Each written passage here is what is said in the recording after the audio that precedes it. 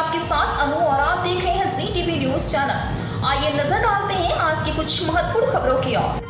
मैरेंगो CIMS अस्पताल ने 21वें joint international conference 2025 में स्टोरीज ऑफ हार्ट पुस्तक लॉन्च की, जो प्रेरणादायक हार्ट ट्रांसप्लांट मरीज की यात्राओं और चिकित्सा उत्कृष्टता को प्रदर्शित करती है। मैरेंगो सिम्स अस्पताल अहमदाबाद ने 21वां ज्वाइंट इंटरनेशनल कॉन्फ्रेंस 10-12 जनवरी 2025 शुरू किया, जो एक वार्षिक अंतर्राष्ट्रीय कार्यक्रम है जो हर साल सेवा प्रदाता द्वारा आयोजित किया जाता है।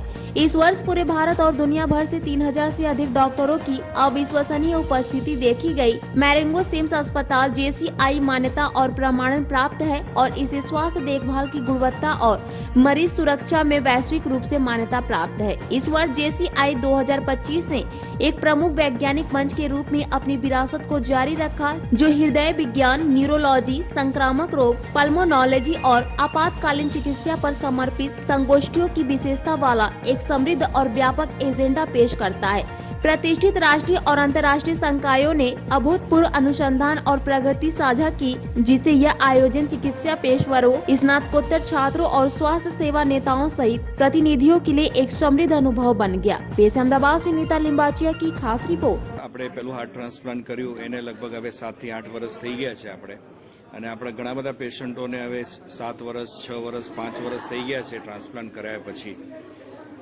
અને 55 હાર્ટ ટ્રાન્સપ્લાન્ટ થઈ ગયા. એટલે ત્યારે એવો વિચાર આવ્યો કે જો આટલા બધા પેશન્ટોને આપણે બેનિફિટ આપી શક્યા છીએ, તો આવા તો ઘણા બધા પેશન્ટો સમાજમાં છે જે હાર્ટ ફેલિયરથી પીડિત છે, પણ એ લોકોને એના વિશે ઇન્ફોર્મેશન નથી, એના વિશે ગેરમાન્યતાઓ છે, મિથ છે કે હાર્ટ ટ્રાન્સપ્લાન્ટ ના થઈ શકે, એના રિઝલ્ટ ખરાબ છે, એનું શું પ્રોસેસ હોય છે, શું કરવાનું, શું નહીં કરવાનું.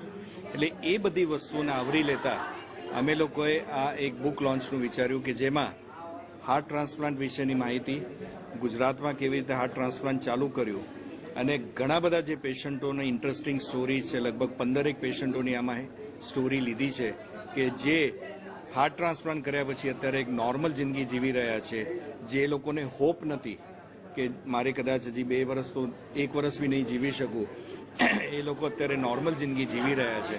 તો એ એક ઇન્સ્પાયરિંગ સ્ટોરી હતી, એક કમ્પેશન વાળી હતી, એક એન્ડ્યોરિંગ સ્ટોરીઝ જે છે હાર્ટ ટ્રાન્સપ્લાન્ટની, એ વિશે અમારે બધાને માહિતગાર કરવું હતું, એના વિશે નોલેજ સ્પ્રેડ કરવું હતું કે જેનાથી વધારે ને વધારે લોકોને ખબર પડે.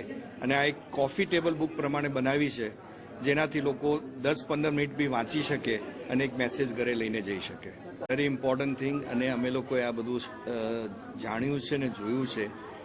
એક બાજુ એક સ્વજનનું મૃત્યુ થાય છે અને ત્યારે એના પરિવારજનો જ્યારે હા પાડતા હોય, ત્યારે એ એક આશા સાથે હા પાડતા હોય છે કે ચલો મારું સ્વજન ગયું પણ કોઈકને એક નવી જિંદગી આપી રહ્યું છે. અને એ લોકો ત્યારે, મને યાદ છે એક પેશન્ટે એવું કીધું, બહુ ગરીબ પેશન્ટ હતું, ફેમિલી હતું, કે અમે તો એટલા બધા ગરીબ છીએ કે કદાચ બીજા ટકનું ખાવાનું અમારી પાસે નથી, તો અમે એટલીસ્ટ અંગદાન તો કરી શકીએ છીએ કે જેનાથી અમારે 8 જણને 10 જણને એક જિંદગી આપી શકીએ. એટલે એ સ્વમાન સાથે ને એને સાથે એ લોકો એ અંગદાન કરતા હોય છે. જ્યારે બીજી બાજુ જેને અંગ મળે છે તેને તો પેશન્ટ અને પેશન્ટના ફેમિલીને ખુશીનો પાર નથી હોતો કે મારી બીમારી હવે દૂર થશે.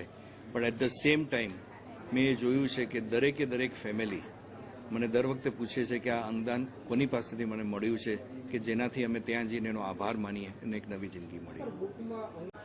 આ બુકની સ્ટોરીઝ સિલેક્ટ કરી છે મેરેંગો સિમ્સની ટીમે. બહુ જ એક સ્ટોરીનું ક્રિએશન કરતા હું એક જ વાત કહીશ કે my faith in humanity is complete. I feel goodness છે દુનિયામાં, જે ઘણીવાર આપણે બધા સિનિકલ થઈ જતા છે કે હવે દુનિયા કેવી થઈ ગઈ, પણ દુનિયામાં સારાપણું છે, ગુડનેસ છે, એ સૌથી મોટું feeling will hit you when you read the book. અને એક સ્ટોરીમાં એક બાજુ એક સ્ટોરી જ્યાં પેશન્ટ જે હાર્ટ ટ્રાન્સપ્લાન્ટ સર્વાઈવર છે એ ખુશ છે, એનામાં આશા જાગે છે, અને એક બાજુ સ્ટોરી એવી પણ છે કે જેનું બધું એનો લવ્ડ વન ઇઝ ગોન, પણ એની ઉપર પણ એ જઈને ઉભરીને દે આર ગિવિંગ ડોનેશન. સો એ છે આમાં humanity is the biggest lesson of this book according to me. અને તમારે જિંદગીમાં જીવવાનું એક ધગસ જે એક હાર્ટ ટ્રાન્સપ્લાન્ટ પેશન્ટમાં છે, દેટ ઇઝ વેરી ઇમ્પોર્ટન્ટ. કેવી રીતે એ લોકો લડીને પાછા જિંદગી જીવા માંડે છે, that is very important. Small people, young children and young people have gone through heart transplant. When you read the book, you realize. અને જે